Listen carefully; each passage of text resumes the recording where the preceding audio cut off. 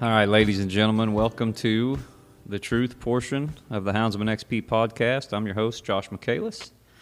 And once again, even though you guys didn't get to hear it the first time, I'm joined by national champion, Mr. Jason Daugherty. Jason, how you doing, buddy? I'm doing good.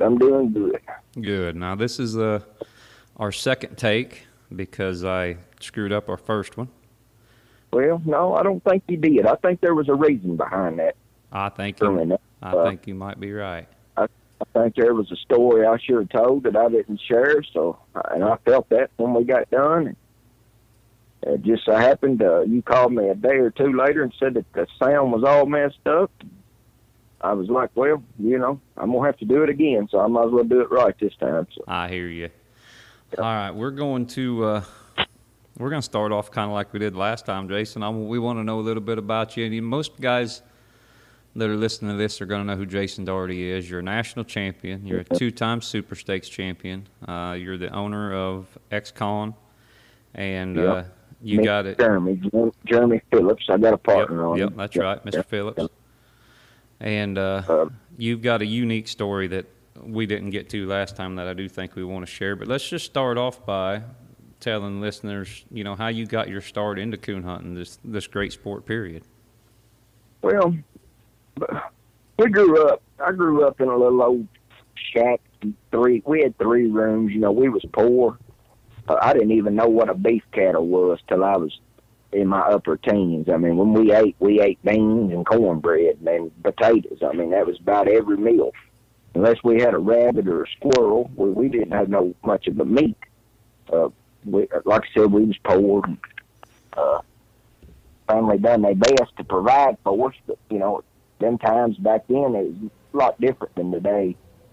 We just grew up poor. Papa had an old dog that run loose in the yard. His old name was Joe, and old Joe was about as mean and honor as I was. And my first memories of messing with dog was messing with old Joe, where we'd throw out 3-day-old table scraps, and I'd go out there and I'd take old Joe's bow and I'd pull it back and he'd growl and I'd push it back up there to him.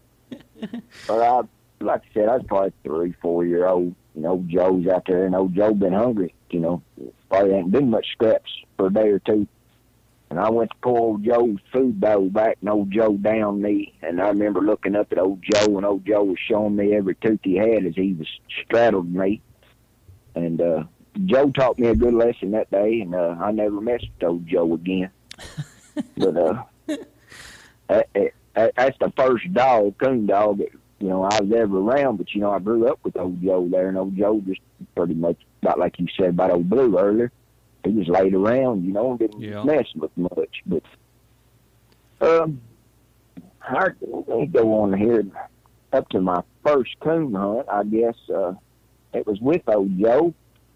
And Dad had borrowed old Joe from Papa and had went hunting with his boss at the time, Donnie Vanover. Now, Donnie, he hunted in some hunts, and I didn't know this at the time or nothing. I'm young, probably 4 and 5 at this age. I remember Donnie's dogs getting treed in there, and Dad packing me across the creek in there to Donnie's dog, and we got in there, and old Joe ain't there. Back then, dogs packed up a lot. It was weird that Joe wasn't in there. We don't know where Joe's at. But we got back to the truck, and Dad said we're going to drive around, see if we can hear Joe. We drove around for 3, 4, 5 hours listening, stopping and listening, trying to hear Joe. And Dad thought he heard him in there deep. We'd drive around the other road. We thought we heard him that way. We'd drive around the other road. Well, about 3 or 4 hours passed by, and we hear something back there in the box scratching.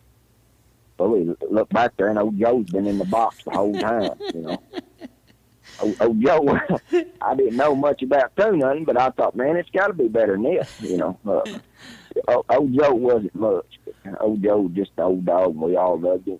Old Joe died there at the house. He was about 13 years old when he died. When did it get better? When did you guys get to where you could turn dogs loose and tree coons regularly? Man, my mom and dad, my dad was in and out of everything. I mean, he'd be in dogs one minute and into chickens the next, and back to dogs and beagles and back to coonhounds. Mom and Dad split up when I was about 8 years old. My brother went to live with my grandma, and I went and lived with my uncle in town. And man, I stayed in trouble. I was a mean kid, which, you know, I had a lot going on. You know, I couldn't understand why Mom and Dad wasn't together. Mm-hmm. I couldn't understand why, you know, me and my brother was split apart. So I stayed in trouble. You know, I went from a country school moved to the city, and I was different than them kids, and them kids was different than me. So I grew up on these ball courts, you know. Yeah. Pretty much we fight for the ball.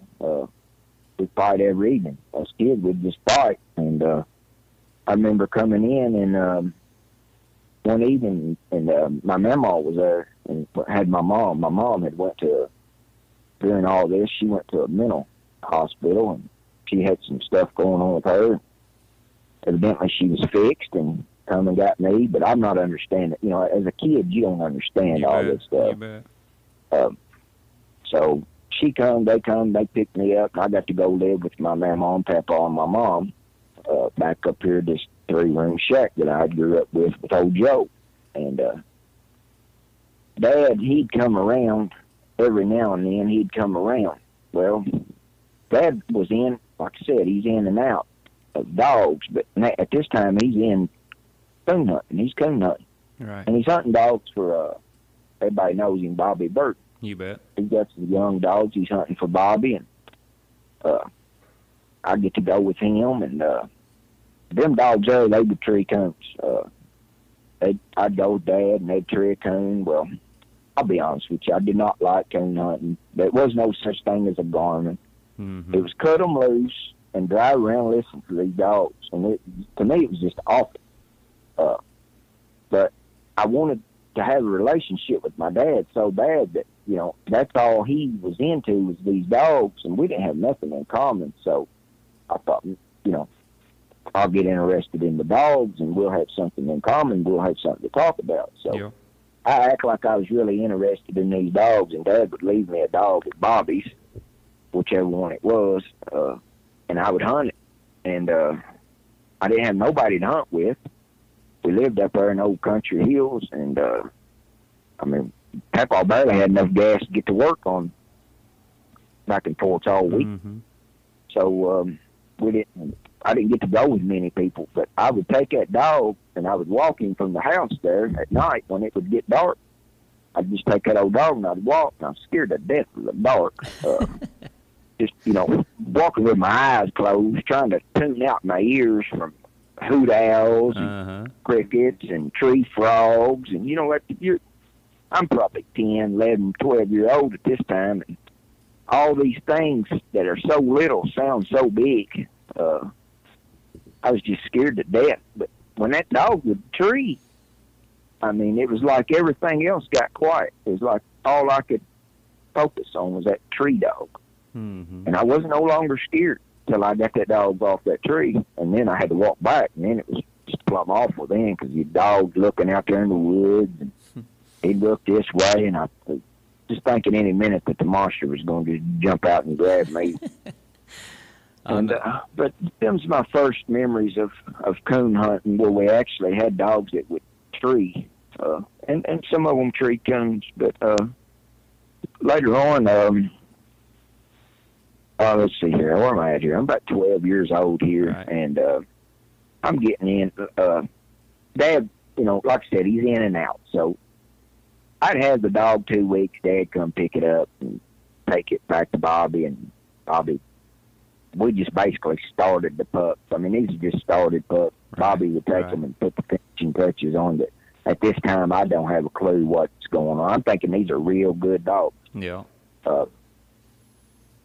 Bobby put the finish touch on Dad in and out. So I'm going to school, and around 13, 14 years old, I mean, I don't want to blame nobody, but it's my fault. You know, but I lived a pretty rough childhood, so I was looking for love and affection from somewhere or somebody, and the only person I was getting it from was my teacher and my principal, seemed like, because I stayed in trouble. You know, they showed me the attention I needed after I lash out and do something. Mm-hmm. So I'm staying in fights, and Mom and Mama happen to come pick me up from school, and I'm suspended from school 3 or 4 times a year. I guess it was probably high school. It was my freshman year of high school. They caught me with some drugs and a handgun, and they called Mom, and all of them in there, and they had the law there, and they charged me with some kind of criminal case, and I had to go to court, but they told them not to bring me back to school. I needed to find help somewhere else. So now I'm in and out of the court system, and I finally just give up and quit school, and but I'm still going down the wrong road, you know. There ain't no dogs at this time. No dogs, no nothing. I'm just. Do you think, Jason? Do you think that the trouble and the no dogs, there was a correlation there? Do you think if you'd have really focused on the dogs, it would have been different? As we get further in this story, you can be the judge of that. Okay. I mean,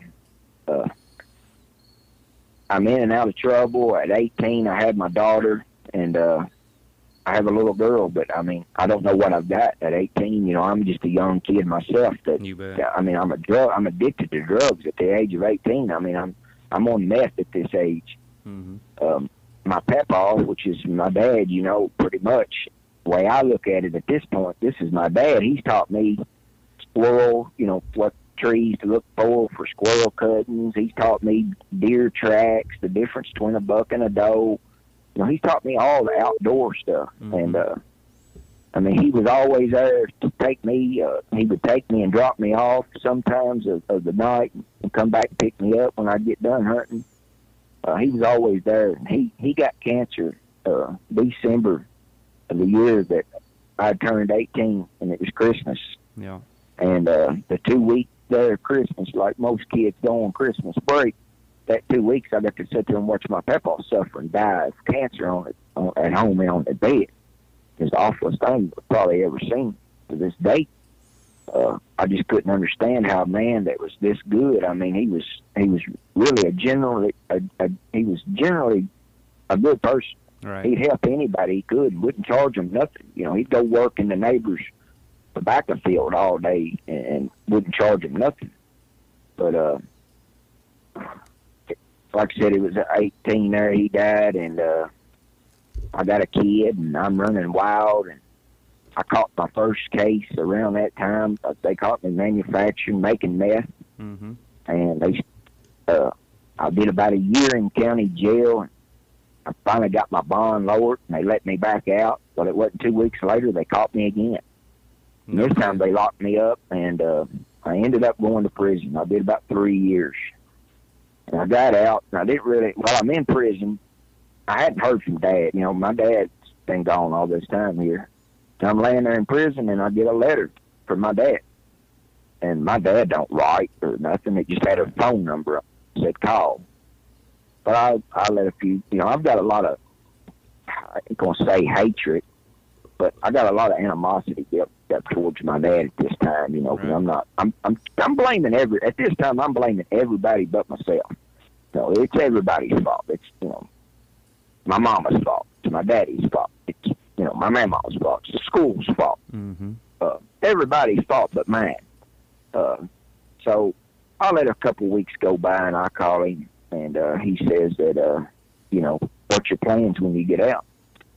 I didn't really have no plans, but I made up some. Sound good. Right. And he told me I'd come stay with him. Well, they let me out. I'm at the parole board. They let me out.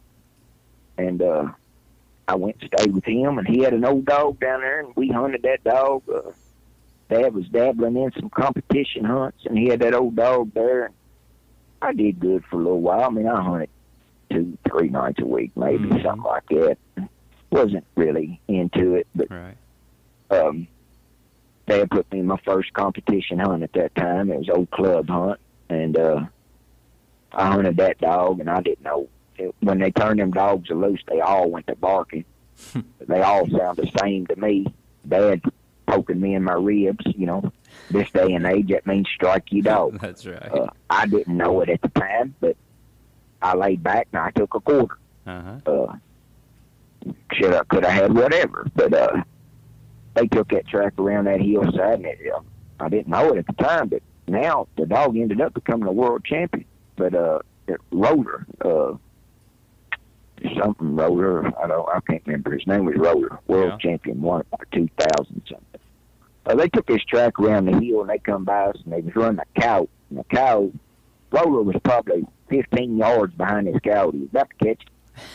And, Roller was a good track dog then. It was track dog. Yeah. Absolutely. Totally different than today. They brought that track around, and here come the other two in behind him. It was a 3-dog cast. And they said, catch them. A judge hollered, catch them. So I just leaped on the first walker. I mean, they was all walker dogs. They all look the same to me. I mean, I don't even know what my dog looks like. I grab a dog, and Dad says, that ain't your dog. But I just turned it back loose. But then that other old boy goes running his dog that I had called. I could have just handed it to him. Yeah. But I don't know. Just at the time, I thought, it ain't my dog, turn it loose. So I ended up catching mine, and Anthony Arnold was hunting Roller, and him and Roller went back to the truck, and they was down there having a heart-to-heart talk. Yeah. And that other old boy, the Irish, working on him, and the Irish ended up catching him, and I ended up winning with least minus. I mean, I'm thinking, what in the world is it? This ain't, something I want to do. But I ended up meeting a girl around that time, man. I fell in love with that girl, and I thought she was just everything. And she ended up running off with her ex. So I was kind of heartbroken again there. I thought, here I am, nobody, all throughout my life, nobody wants me. They'll just drop and leave me. So what I do, I start going back to the same old things that I knew. I started going back to the meth. I guess you could say ease the pain I thought it was. Yeah. But looking back now, all it's doing is create more problems. But I didn't know this, so I ended up getting back into that. How old are you at this time, Jason? I'm probably 20. I'm probably 25. Right. I'm probably 25. And I learned a value, one of my most valuable lessons during this time. Like I said, I had my daughter there, and when I got out that first time, actually the second time, I got out right there. My little girl, I'll never forget it. I remember it like it was yesterday. She was sitting on my lap. I was at my mom's, and she said, Daddy, I don't want you to go back to jail. I said, you ain't never going to go back to jail, are you? And I looked at her, and I said, no, honey, I ain't going back to jail. Well, now after this girl left me, I'm getting into these drugs again, and it ain't no time. Here I am, I'm caught up again. They catch me again manufacturing meth. Yeah. This is my third charge. So they send me back to prison. Now, whenever you're in prison and they let you out on parole, they don't just let you out and say, hey, it's over with. Mm-hmm. That, whatever you owe them something. It's about like owing the bank. You're going to pay. You bet. So I've got like 9 years left on the shelf that they tack on to whatever I get here. And I ended up, I fought that case for a while, and I just got tired of messing with it. They're driving me from one end of the state of Kentucky to the other end of the state. They'd wake you up at like 2 o'clock in the morning, make you pack all your bags up like you was leaving and going somewhere, but all you're going to is court. Right. And they just kept doing me that way every month. And they'd drive you 6 hours one way in the back of a cop car with you chained from your feet to your head. And there's no way you can move. You better not have to use the bathroom, because if you do, you're just going to be using it on yourself. Yeah. But they kept driving me back to court. Finally, the first offer the state come at me with was life. I mean, I could tell they was tired of messing with me, man. They give me chance after chance, and they was just done messing with me. I mean, I didn't think life was much of an offer, so I turned it down. And I had a good lawyer. He didn't even know my name. So they finally come at me with 25 years, and I thought, man, I'm just going to take it. And, at this time, I pretty much see that, I'm going to give up at this time. I'm pretty down, and, I know that this is all I'm ever going to be. I'm thinking to myself, right. This is my life, I'm in here with people doing life. I got more in common with them than I do. It seems like I do with my own family. So I take the 25 years. I go, and I think I did 7 years this time. And it's funny. I mean, I laid in there at night, and I remember I'd lay in there at night, and I'd pray. I mean, I'd be like, God, if you let me out, if I get out, show me a way. Show me something different than what I'm doing now, because what I'm doing ain't working. And I'd sit in there and pray, and I wasn't, I'm not anybody knows me, I cuss, I chew back, or I spit, I'm pretty rough around the edges. Mm-hmm. But at the same time, I know there is a God, and, I know if anything or anybody's going to help me, it's got to be Him, because I can't do it on my own. So a few years pass, I come up for parole like the third time. They done denied me parole like twice. Yeah. Third time there I come up. This is 2013. Now we're up to 2013. They let me out. July 2013, I walked out of this prison. I was wearing a pair of flip-flops that they call shower shoes. Yeah. You don't want to get in the shower in there unless you got shower shoes. Yeah. There's stuff growing in them showers. I had a pair of shower shoes. I had one pair of boxer shorts and one T-shirt and a pair of khaki pants and a Bible in my hand when I walked out in 2013. I was going back to Dad's. This time I go back to Dad's, and I've got in my mind now, while I'm in prison, I'm learning things. They make you go through classes you got to show the parole board that you're trying to change for them to let you out.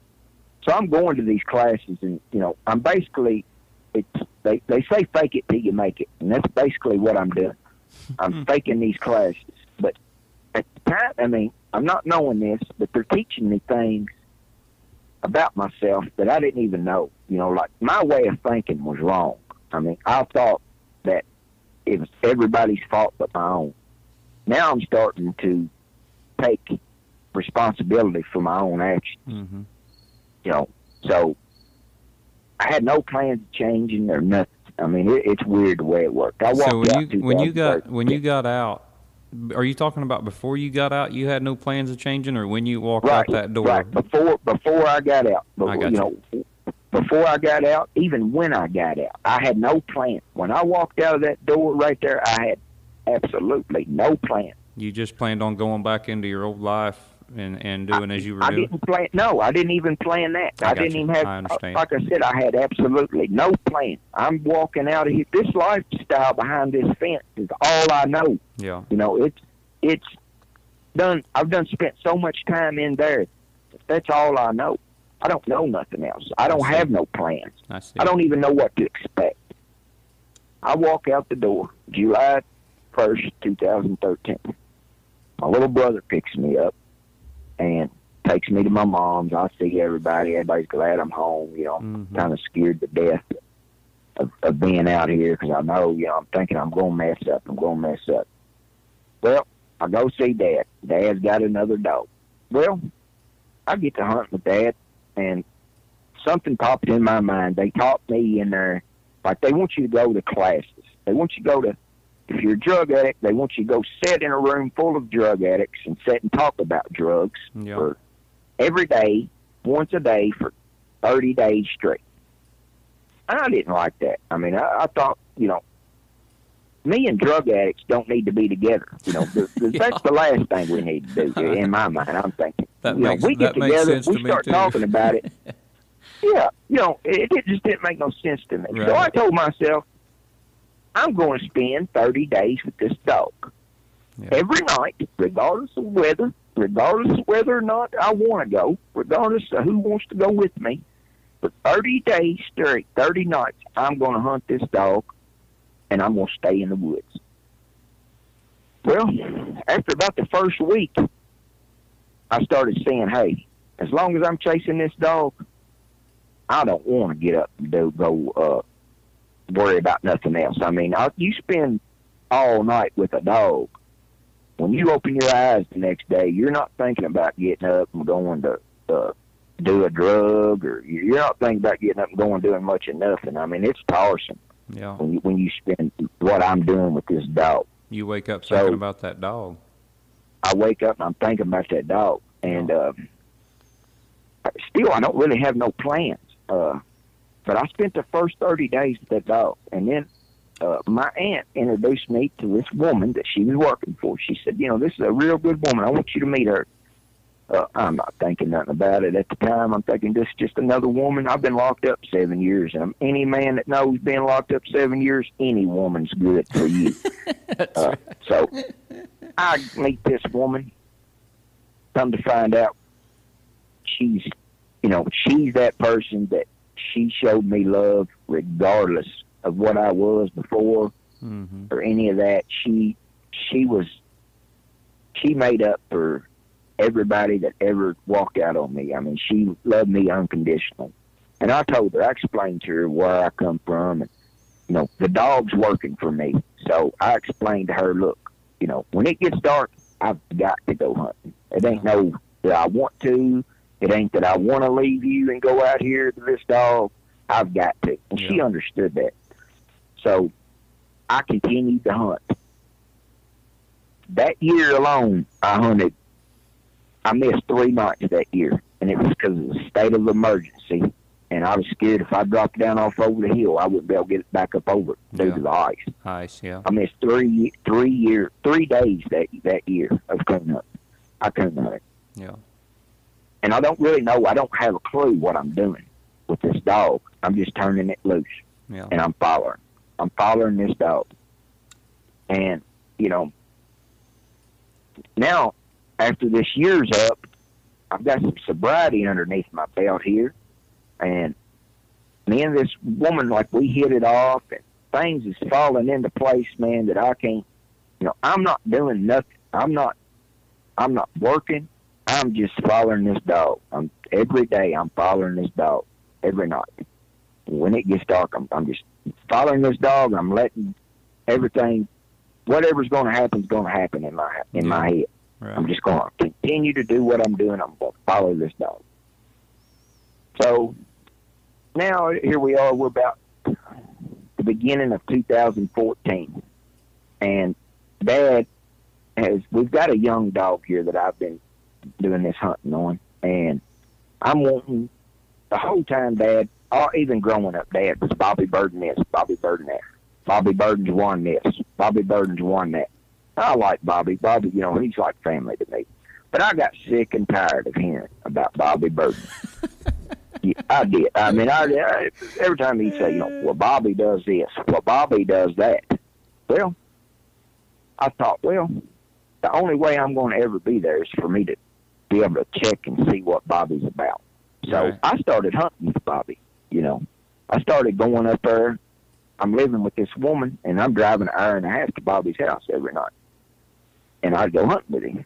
Well, I'd watch him, and I'd ask him question after question. I mean, probably what seems to be stupid questions now. Yeah. But, I mean, I was interested. I wanted to know, I wanted to know the rules.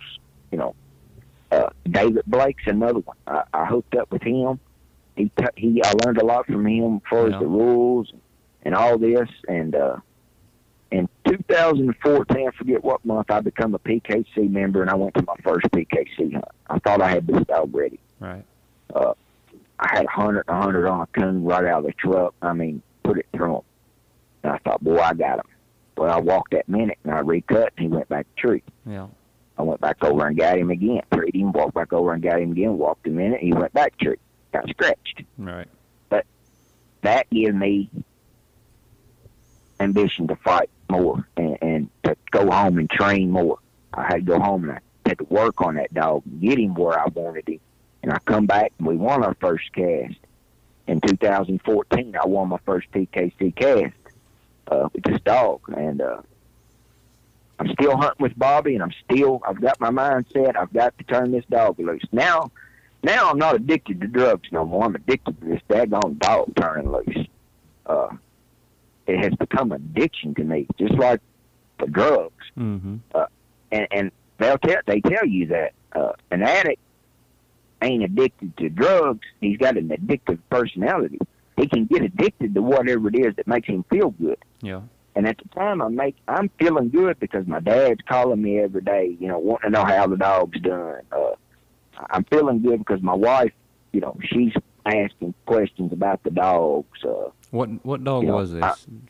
This dog was, my dad named this dog Time. Yeah. Funny, because I've done a lot of time. But the dog's name was Time. And really, honestly, man, that dog, like you and Ward talked about the other day, what makes a dog a good dog was his heart and his drive. This dog had that. Yeah. But I didn't have the knowledge at the time to, a dog with a lot of heart and drive, they get into a lot of things they shouldn't. Not like me, as I was as a kid. And I didn't know how to break that. I thought you just shock them, Mm-hmm. That's what if they do something wrong, shock them. Yeah. I remember standing out there in the road, and Time would be in there running with major pain and hot spot, and he would be in there running in this field, and I'd be just frying, and they'd be asking me, why are you frying? I said, well, he's running junk. He's giving a lot of mouth, so I'm thinking because he's giving a lot of mouth, he's running junk. Dog wasn't even running junk. Dog was running coon, now that I look back at it. Yeah. But I wanted him out of the field. You can't tree coons in fields is my motto. Yeah. Coons climb trees, not corn stalks. That's right. That's what I thought at the time. But now I look back, I have seen coons climb corn stalks. I have too, twice, actually. Yeah, I have. So, but I don't know this at this time. So I'm just frying the dog. We get ready for the baby steak. This is my first major hunt I go to. And another guy my dad had really looked up to was Keith Medley. Yeah. And this pup was out of Keith Medley's dog lockbox. Yeah. And I met Keith Medley there Saturday of the baby steaks, and he come walking up through there leading a dog called Willie. He had Willie in the finals, the super stakes. And they was up there, Jerry and all of them's up there on the, we're at Sullivan, Indiana, and they're up there on the stage, and they're setting it up for these pictures to be taken. And I mean, I'm at all the coon hunt, how big this is, People are just walking around, and here I am amongst Keith Medley. And Keith's a weird character, man. Keith's about like me. He's about half smart ass. Yeah. And I'm talking to him there, and I'm telling him about this dog, and he says something smart. And I pretty much tell him, I said, hey, man, you're a smart ass. And I'll never forget what he told me. He said, I was like, I'd rather hunt something out of somebody else's stuff. And he said, just because you don't like me, don't deprive yourself from the winner's circle. And he led old Willie up there on stage. He got his picture took, and he won it all that night. Yeah. That old cranky sucker, he won it all that night. I remember. And now, me and Keith, I call him all the time. We're I consider us good friends. But at the time, I'm thinking, boy, he's just so cocky. And now that the baby, I got beat that night, baby steaks. Now that it's over, I have learned what I feel like is enough I want to hunt the real super stakes. Because after seeing Keith getting his picture took, and man, they was doing play-by-plays on Keith that night, and it seemed like nobody knew the baby stakes was even up there. So, I want to be, like I said in the beginning, I want my dad to talk about me like he talked about Bobby Burton. So I put an ad on the internet there, looking to take a dog to hunt. And I get a phone call, and it's Greg Minkler. And I don't know Greg. I don't know Greg from Adam at this time.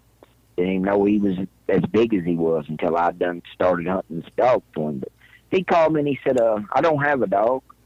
I thought, well, why in the world you calling me, You ain't got a dog. He said, but I'm willing to buy a dog if you can find us one.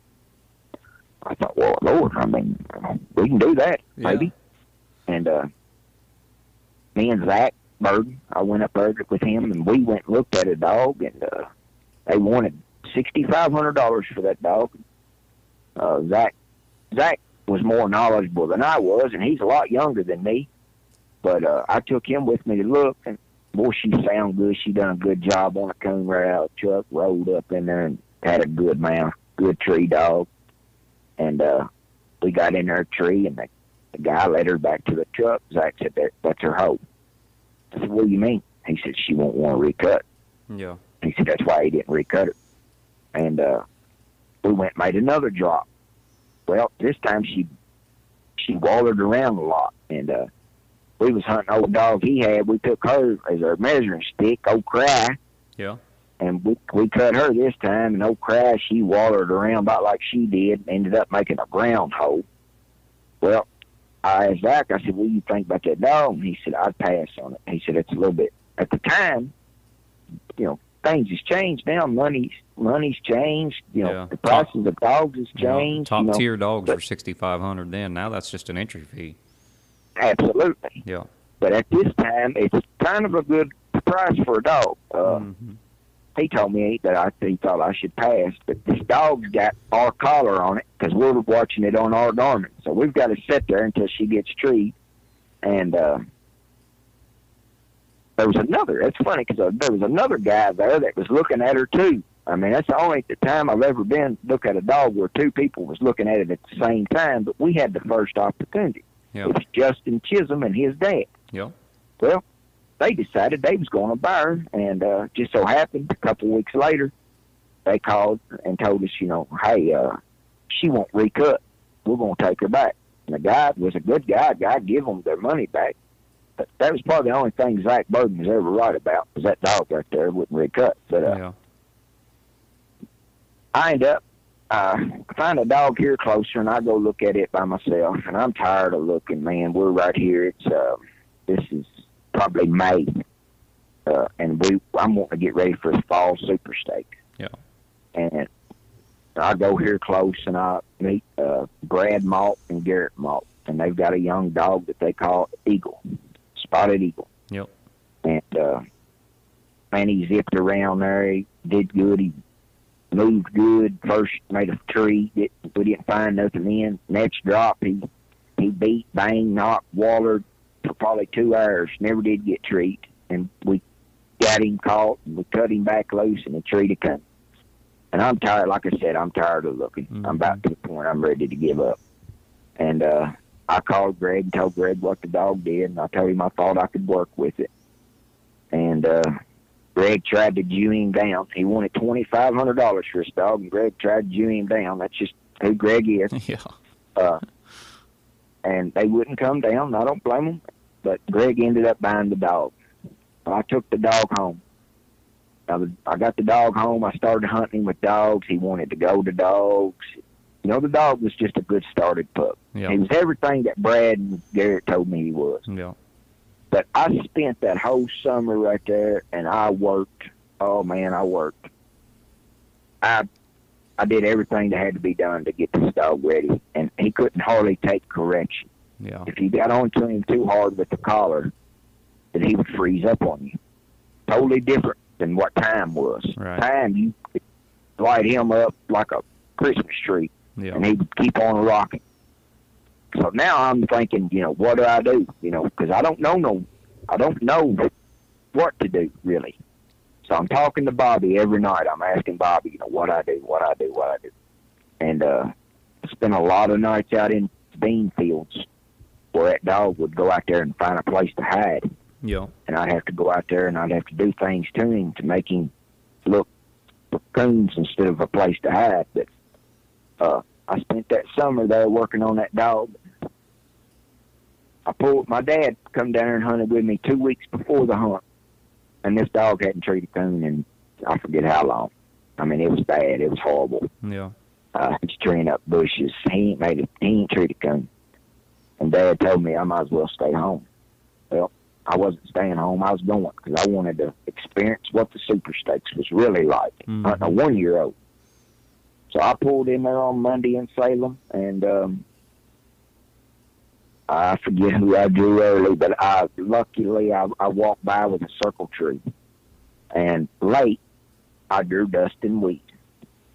and I treed one coon in that cast, and it got me in. Yeah. And I mean, I remember the feeling.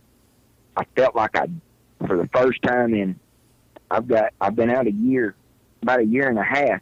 I've been clean for a while, but I felt like I was on drugs when I got that dog in. Yeah. I mean, I was so hyped. I went back to that motel room. I couldn't sleep. I tossed and turned. I'm just so hyped. I couldn't wait to talk to my daddy that next day and tell him how I got that dog in. And next day I talked to Dad, and I got that dog in. I'm still riding this high. I mean, I probably slept 45 minutes that night.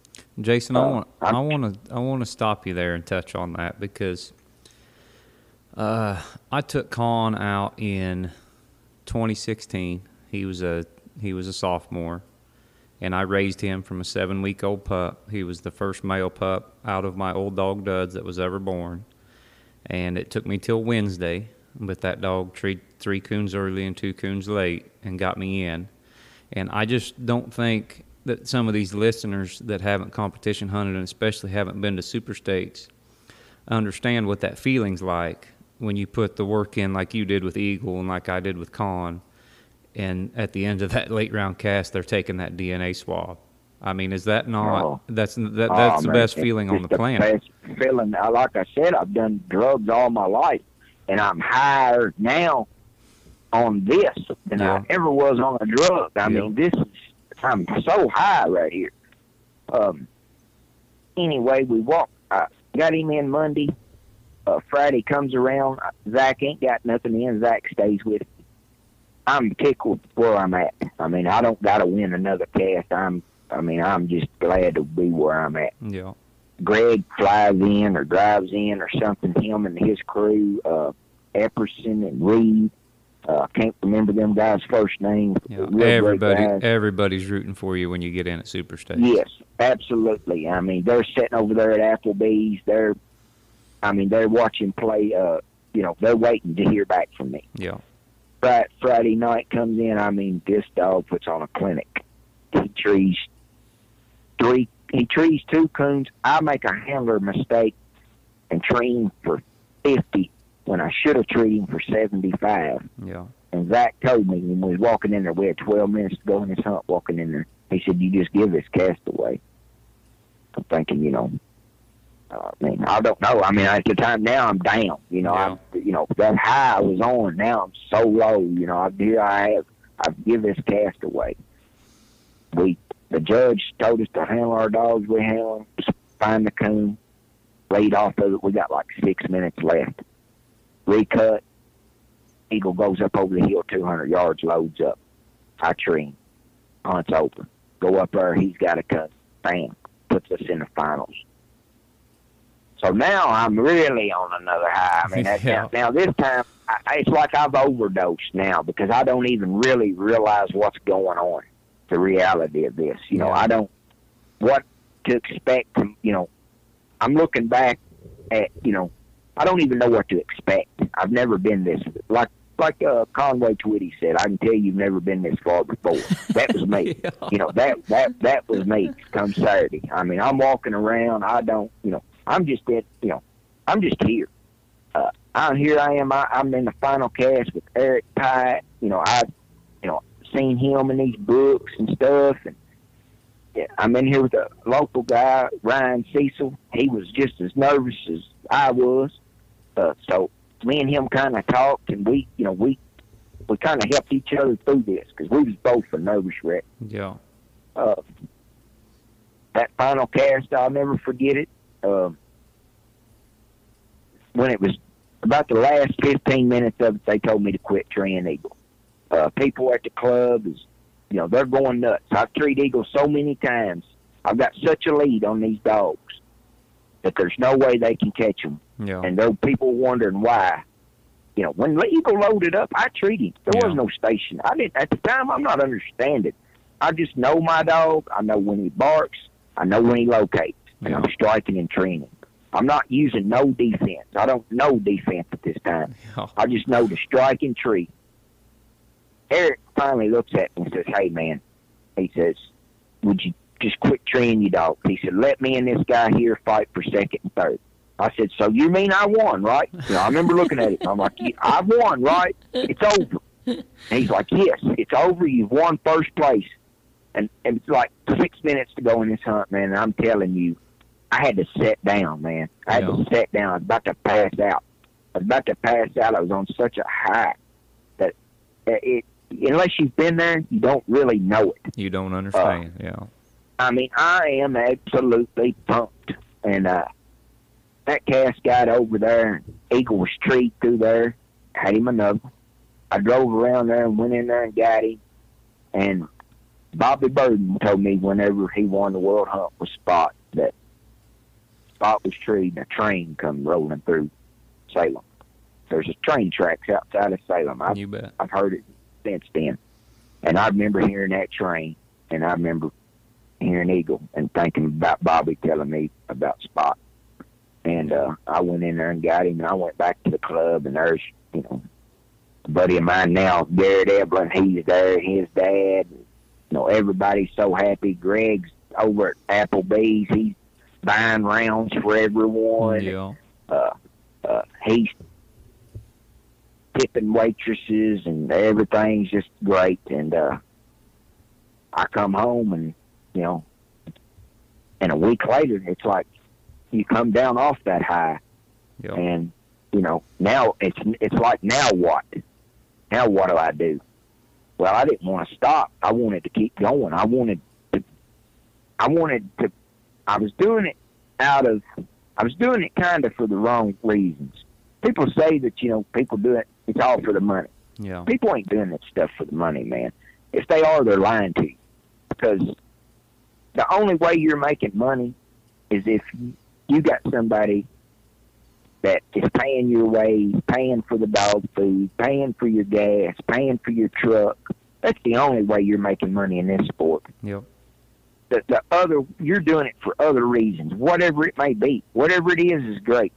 Like I've sat here and told you this story. You can see that I'm doing it to stay out of jail at this point. Yeah. But now I'm starting to do it for other reasons. I'm wanting that fame. I'm chasing the fame now. Yeah. At this point. I'm chasing the fame. Well, now we can take a break from the dogs here and catch back up on this little girl that I've missed out on. Now, when I got out, I didn't want to jump straight back into her life because I didn't know where my life was going. I didn't want to be in and out of her life like my dad was mine. So I'm starting to get some morals and stuff about me now. I went and seen I found out this little girl was cheerleading for the high school, or middle school. Yeah, middle school this time. And I go and I go by this, I find these kids. My wife got a daughter. She's, she knows what's hip and what ain't. And yeah. So I take her and she picks out this jacket. And I take this North Face pink, furry, ugly little jacket. And I go see this girl. And after the game's over, I walk up to her and I hand her this jacket. And this little girl looks at this jacket, looks at me, and she takes this jacket. We're standing next to this trash can. She throws that jacket in that trash can. She said, I don't have nothing to do with you. You're a liar. And that hit me. I mean, anybody that's got kids, that it hit me hard, but I understand her. I understand that she don't want nothing to do with me, that, because all she knows of me is a different person than I am now. Right. So I just kind of went home and shed some tears and thought, and prayed about it. I was like, I want to kind of try to make it up. I know I can't make up for what I've done, but I don't want her to remember me like this, So I just kept doing what I was doing. And I would message her every now and then, and she wasn't really feeling it, but every now and then she would message me back something. Yeah. So I kind of just played it that way, and I just kept hunting. And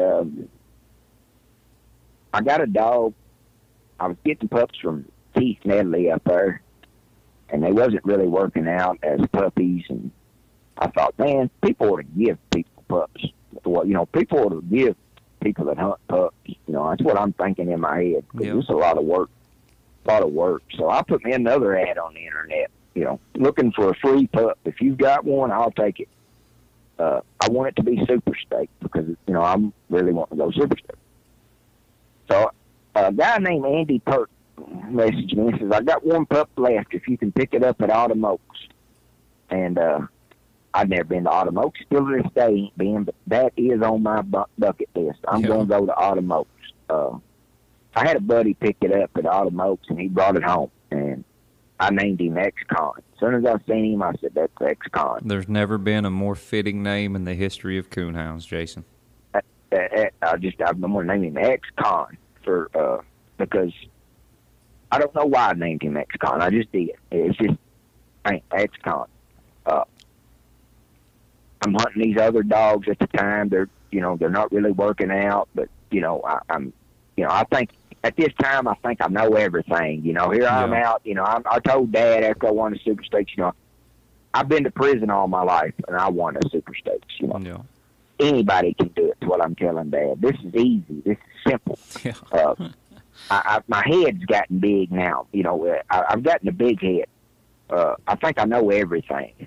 Well, my wife sees this pup, and she's just a dog person. She loves every dog there was. And she's sending me messages while I'm out hunting other dogs, and she's like, she called him. She's got different names for dogs than I do. She calls him Manny. Manny's his name. She said Manny's gonna be a world champion someday. I'm thinking, yeah, right. You know, a world champion. Sucker be lucky if he ever wins a $30 open. But then I get to messing with this pup as he's getting older here, and I'm like, man, this pup's so smart. Like, what I was doing to Time and Eagle, man, if you did that with X, and I did a little bit of it with it, if you did that with X, X remembered it. X was different. X had a brain where these other ones didn't really have. X was super smart. I mean, any little thing, if you jerked him up at a tree, the next 10 trees you went to, he would be looking at you bug-eyed and know. So he really, it makes it your job easier, but at the same time it makes it harder because now it's a mental game. Now you can't make a mistake. You can't make a mistake with the dog that remembers. Absolutely. And I'm not going to sit here and act like I did everything right because I made mistakes with that dog. I made a bunch of mistakes with him that I wish I could go back and change. But everything with him was just so much easier. I fell in love with the dog. I did. I had a chance when he was a 1-year-old. A guy come and looked at Time. I'd done fried his brains out, and he was just basically a blowed-up dog. And Jacob Edmondson come looked at him, and I turned this 1-year-old pup loose. We ain't even a year old yet. He's like 7 months old. I turned him loose with him, and X just falls in there, wham. Comes tree, he's got one, cut him off bit, falls over, wham. Tree, he's got another one. Time's down there underneath the truck where I've shocked him so much. We go down there and drag him out, recut him. Jacob buys him. I don't know why, but he buys him. Takes him home, but Jacob, the whole time Jacob's down there, he's thinking about this other dog up here. And Jacob went and told some people about the dog, and people called, tried to buy him. And Ronnie King, he hunted a dog called Joker, which is now known as World Champion Electric Rodeo. Yes, sir. Ronnie called me, and he's like, I'll give you $10,000 for it. But now, Josh, to me, I mean, like I said, I come from this old 3-room shack. $10,000 to me is, I'm rich. You know, I'm thinking, you know, I've made it. I can, you know, what I can do with $10,000. Now that I look at it, it's nothing. But I'm thinking, man, I sold this dog. I said, sure, come get him. Well, I come in, I tell my wife, I sold Manny $10,000. There was no happiness on her face. There was no joy of nothing. all I seen was tears start flowing. Yeah. I'm like, what's wrong? What's wrong? You know, I did it. We've made 10,000. She's like, it ain't about the money with me. She says, I love that dog. So, you know, I'm seeing my wife cry, and I'm like, man, you know. So I call Ronnie back, and I'm like, look, Ronnie, I'm like, I know I told you I'd sell you the dog, but I just can't do it. I said, but I promise you this, the dog will never be sold. I'll keep him till he's dead. I'll keep him till he's dead. And I went back in there, and I told her, I said, look, X is laying over on the couch. She's done brought him in the house. He's a house dog, and he's the best thing ever. I said, look, I do this because I don't work, but I want to feel like I'm bringing something to the table. Yeah.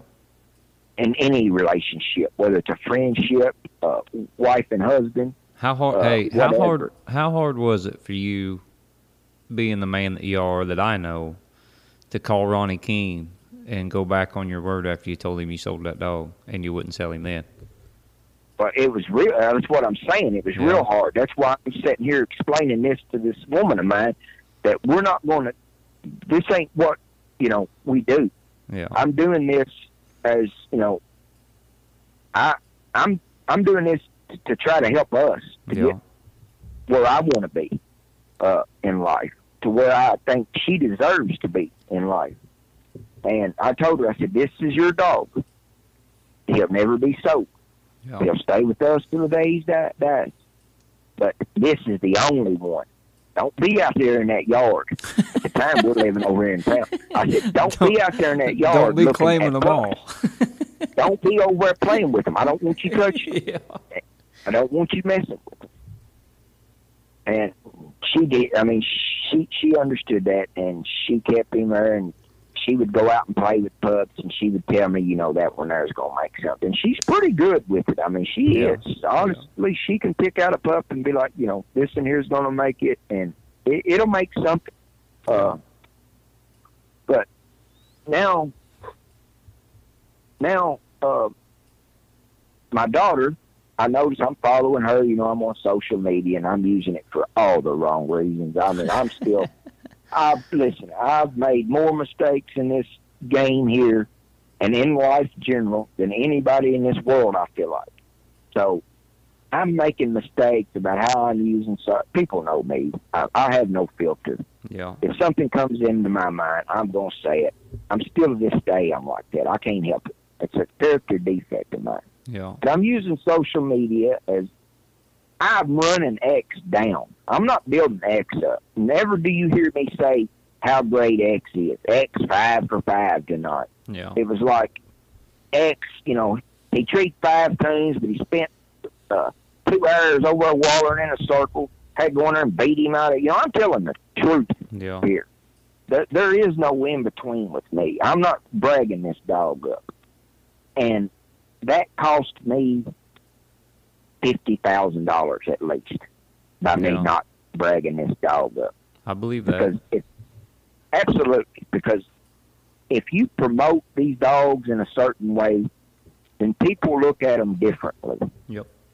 But we'll get into that some other time. But now I'm on social media, and I see my daughter has a pair of boots for sale. A little pink pair of water boots. Mm-hmm. I mean, I told her I'll buy them, bring them to me.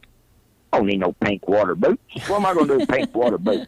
But I told her I'll buy them, bring them to me, because I just want any way into her life I can get. Yeah. So she does. Surprisingly, she says, I'll bring them to you. And she brought these pink water boots over. I think I still got them. I might give them back to her but now. But I bought these pink water boots from her. They was overpriced. I mean, she wanted like $40 for them, and they wasn't. But I bought them anyway. She got me. But that was my way into her life. I mean, from that day on there, we started really talking, and we've got a relationship today, and she's just had a baby, and I'm a grandpa, and things are a lot better today. And it's all because of number one, I'm God. I don't care who believes in him, who don't. I do. I couldn't have done it without him as number one. And number two was that dog. I mean, I put everything I had into these dogs. And now, like I said earlier, it's to the point where I'm addicted to turning a dog loose at night. When it gets dark, I mean, I start itching. Like, I've got to go. Whether it's to go sit and listen to a dog of someone else's or to go turn my own loose, I'm going to go listen to dogs. Like tonight, I'm going to ride with Sean up to Junction, Illinois. They get that $6,500 hunt. I'll go sit on the tailgate and listen to these dogs and drive around and pick them up when the hunt's over. Yeah. I've won the I got second at the Nationals. After winning, though, I will say this. The winning I did so much so fast, it's like I didn't have the drive to keep going. Yeah. I don't have the drive today that I did then to win. Is it because that you reached a pinnacle, or is it because if for those that don't know, Jason won the national championship with XCon. He got second in the national championship one year. He won the national championship the next, which is pretty much unheard of. Nationals is probably the marquee hunt. It's full of winners. It's the hardest to win. And it seems like to me, Jason, that you set your mind to it. And I know you hunted so hard. Yeah, I mean, you touched on it the last time we spoke about how you got second in nationals. And from that day forward, for a year, you were mad and you hunted and you worked on X and you done the things that you needed to do to X to win it the next year. Do you think that, you slowing down a little bit after your national championship win was because that you reached a pinnacle in that, or do you think you just went so hard that you had to take a break? Well, I ask myself this every day, Josh. I can't answer that question just yet in my life, why I don't have that. Yeah. And it was like after the Nationals, I got a little bit of fire in me to show that I could win something with one of his pups. Yeah. And another blessing from God, I mean, this don't happen. I don't care what stud dog you use, but I had two pups out of X at this time, a male and a female out of the same jip. I'd make one cross. At the time, I'm a male dog man, so I kept the male, and I set in on him to win the baby stakes. I wanted to win the baby stakes with a pup out of X. And it was after I did that. After I did that, I took that pup, and I won that baby stakes. And it was like after that, the fire just left me as far as competition coon hunting. Now, I still coon hunt. Like I said, I'll go every night. I've got pups out here. I hunt dogs for the public. I enjoy going down there in them bottoms and turning them pups loose. I mean, I'm not, like I said, everything I have is because of God and these dogs and that woman of mine. Yeah. We bought a house in the country that, my name's on. We bought a new truck.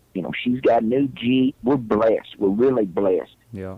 And now I get more out of going down there and just sitting and listening to them dogs.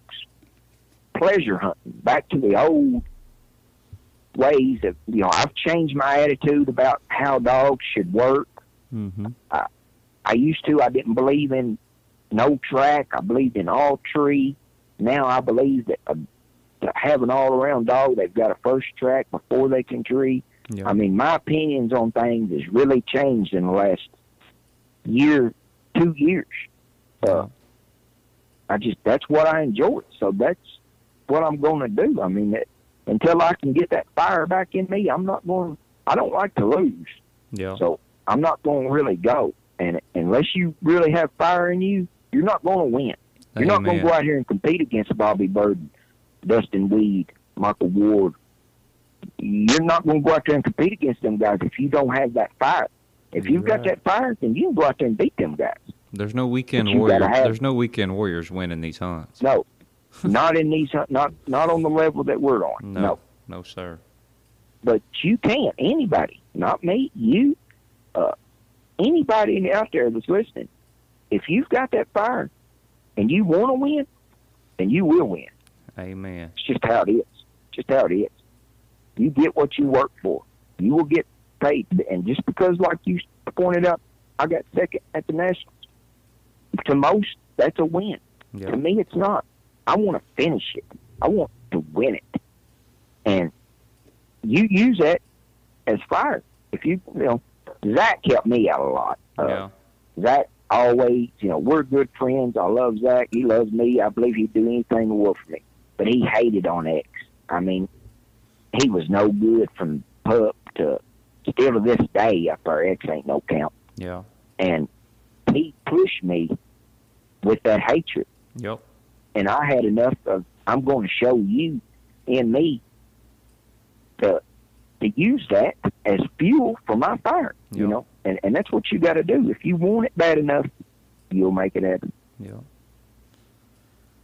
Jason, I want to get into a million different things with you, but I don't want to do the things that we normally do on this podcast because I believe that your message is different than the messages that I've asked for before. We talk about competition hunting and we talk about, the truths and myths and the things like that, but you've got such a unique story as to what these dogs and what these things done for you that I don't want to take away from that by talking about other things right now. Like I said the last time, we're going to get together.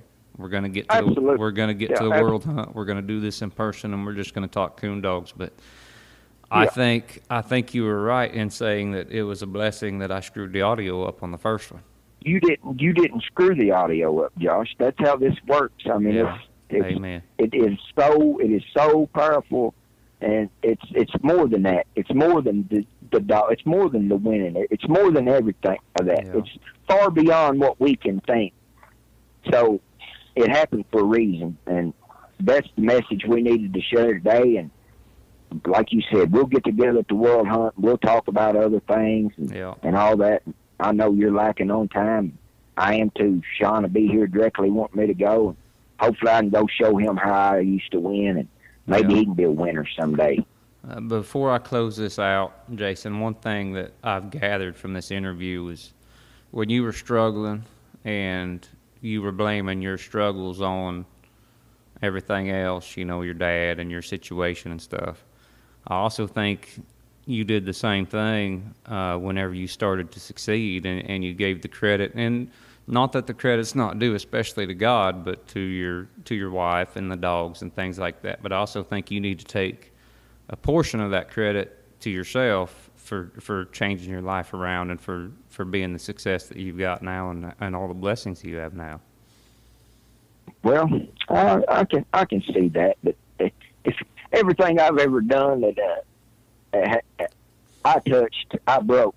So I mean, I can't take no credit for nothing that was put together right. If it was put together right, I didn't have nothing to do with it. You can believe that. Yeah. So I mean, I just got to thank, like I said, I thank God, I thank my wife, I thank them dogs, and I do want to thank Bobby Burden because he showed me a lot of stuff that most. I'd like to get Bobby and Zach and Sean all on the podcast together one night. Yes. I'd love you should really come down to the Burden place, the Burden Farm. I might do that. It's a really unique place, and it's a really tight, woven family that, I mean, they're great people, man. Yeah, I'll tell you what, I've drawn them, I've judged them. I've never had any trouble in cast with them. I always enjoy hunting with them, and I think they're good folks too. And that's another thing Bobby taught me early. It's okay to try things, but when the mule quits pulling, get off of it. Don't push it. Don't push the issue. Right. Take it. Be respectful. He did. He taught me that. And that's just one of many things. But it's good talking to you, Josh, and I like what you're doing here. I think it helps people to see where we see it.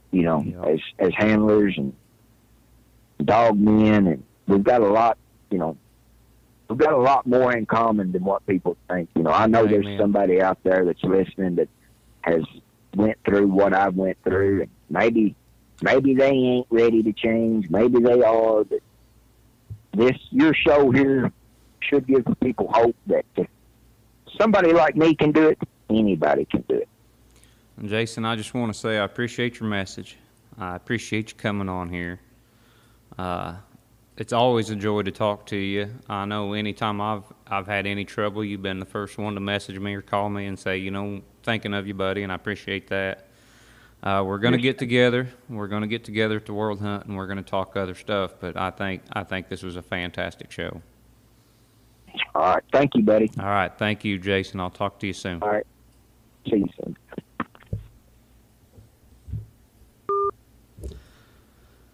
All right, ladies and gentlemen, that is the truth portion of the Houndsman XP podcast.